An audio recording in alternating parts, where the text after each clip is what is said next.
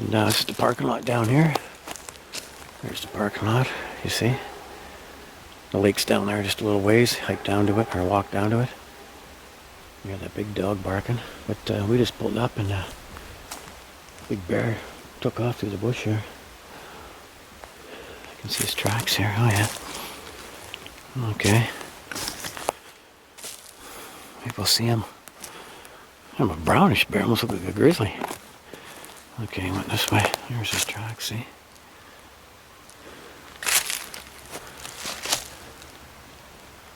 Unless there's two of them. There's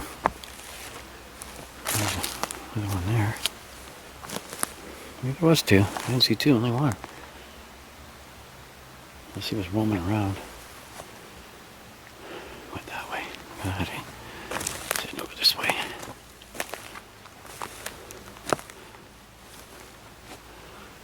I guess he's in here somewhere. Yeah, we just pulled up and he took off, so. Huge bear. Yeah. You see, we just come here to rest. My wife falls asleep sometimes there. Relaxing, we come in the bush, alright, and she can take it easy after working all day.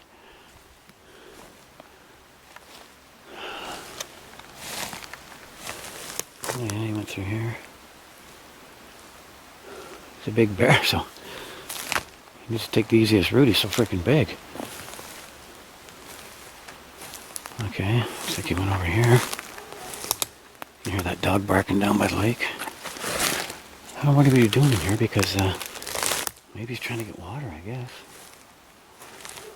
Looks like he was chewing all this up.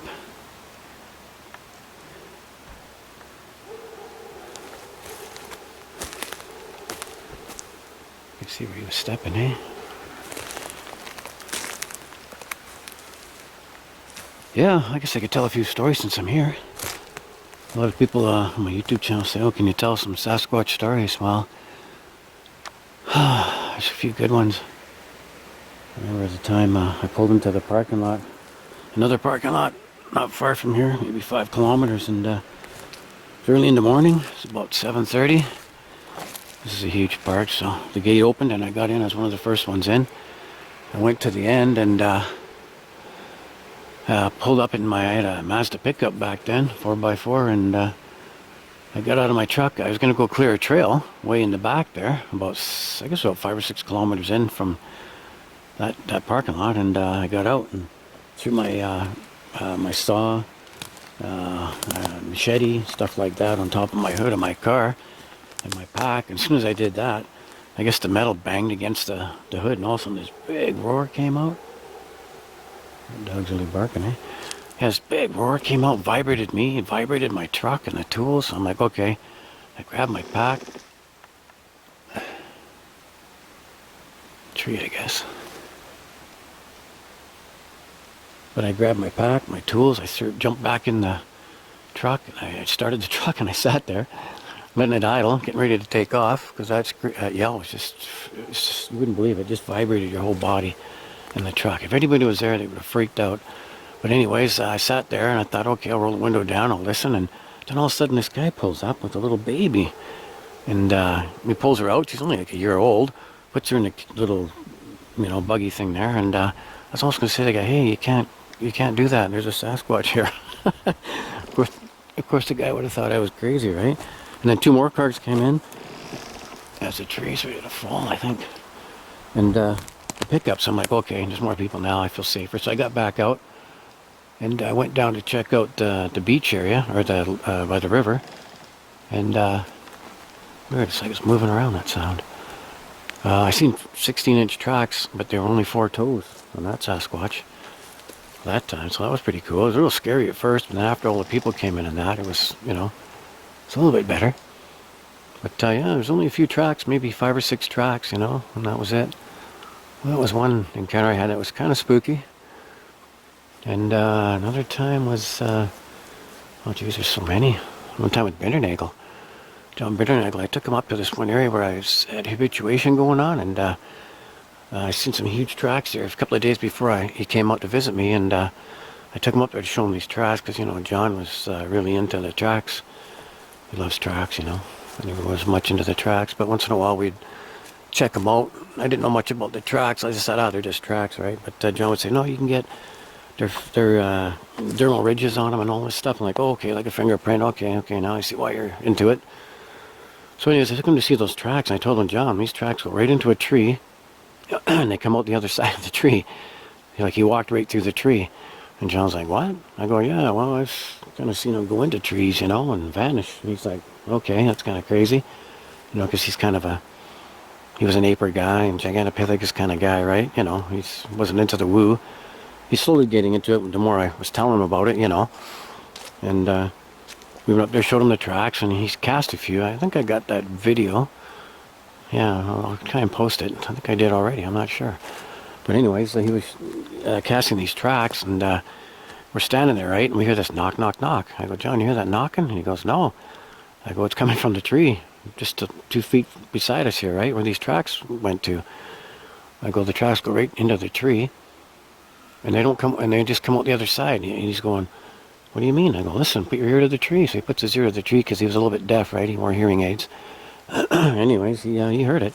And I'd go, knock, knock, knock on the tree. No, some knock, knock, knock from inside the tree. And John's going, okay, that's weird. And I go, John, that's just part of it. Imagine saying that to Bindernagel, eh? He's probably going. And it's the first time I ever heard him say, what the hell is going on, And he's actually said a bad word, because he's kind of a polite guy. He goes, what the hell? I go, I told you, John. You can hear. So I started talking to the tree. I says, how you doing in there? All of a sudden, bang, bang, bang, really loud, right? And then John's like, okay, let's just concentrate on casting these tracks. That was one other encounter we had. Oh, it was funny. Good old John. Yeah. All right, I guess I'm rambling on. I'm trying to do it quick because the frickin' dog kept barking. You don't see the bear. He took off. You go up here and you can cross the main road's up there, and he probably crossed the road, went up the mountain. It goes up about 6,000 feet. I don't even want to run into him. It's pretty damn big. And sometimes bear spray can do squat, and I got nothing on me. No bear spray, no guns. Another good time, encounter we had, me and Zoli. We're surrounded by, we went up in the bush quite a ways in, and about 5 of them came along, I'd say 4 or 5, and they started doing their snoring sounds, like that. Like some people call it a purring type sound. And that bear ran through here. There's this track, eh? Weird. I go over there and the tree sounds like it's over here. I go over, it's moving around. But Zoli and I were up there, we were surrounded by them, and it was pretty spooky that time. I got it all recorded, but it's kind of faint. But then there was a massive bang, and boom, they vanished. Just into thin air, just like that. After that massive bang, like they went into the spirit world, or a portal, what people call them. Oh, wait. Why is it above me now? How can it move around? It sounds like it's over here now. I mean, that's weird. It sounds like it's up there. Before it was over there. Over here.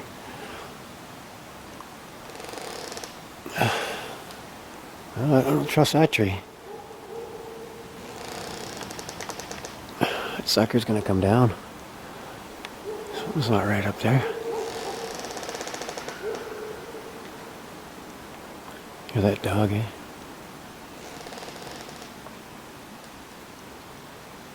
What was I talking about? Oh yeah. Zoli and I in that encounter. Yeah, that was a good one. But you gotta watch out for those portals and that, because the bear went, eh? To open those portals, you gotta use chance and stuff like that, eh? The Sasquatch, you see what they do is they have more codes in their DNA activated, so they can do way more than us. If we could activate those codes in our DNA, we'd be like them. But we're too dumbed down society and the powers that be running everything, you know what I mean? Don't get too much into that crap because it goes deep. I don't see that bear anyways, good. Okay, I'll head back to check on Barb. Yeah, I'll come up with some more encounter stories we had. We had some really good ones. Oh, another one with Zoli was when Zoli had a flute, and he played the flute. He played this tune, like do do do do do do do, and all of a sudden, within 30 seconds, the Sasquatch did the same thing back. Same tone, same everything. We're just like, wow. So we tried to grab our cameras to film it, but it didn't make any more sounds. And we looked down in the bush about maybe 100 feet away, and there's this female Sasquatch behind a tree. The tree wasn't that big. I mean, the tree was about like this one here, like that one right there. And her boobs are sticking out the top there, and her bum was sticking out the back there. And she was pretty black, and she was just looking at us. And so we said, oh, I'll get my camera. So we walked back to get the camera, and of course, when we got back to film her, she was gone. But she... Things are changing.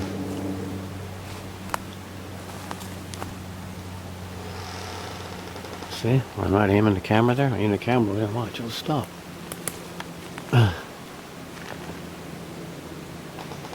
Oh, got a little bit. See? Right through that stump, eh? That log.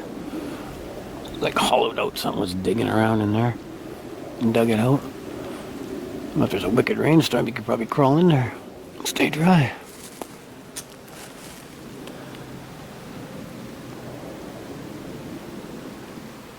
It's the squeaky tree stopped, eh? Alright, there's the parking lot. The lake's down there where all the people are, and kids and dogs.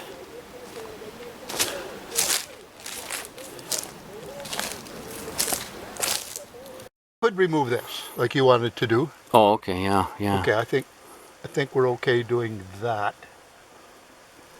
Maybe even these. Okay, then this. Okay, then.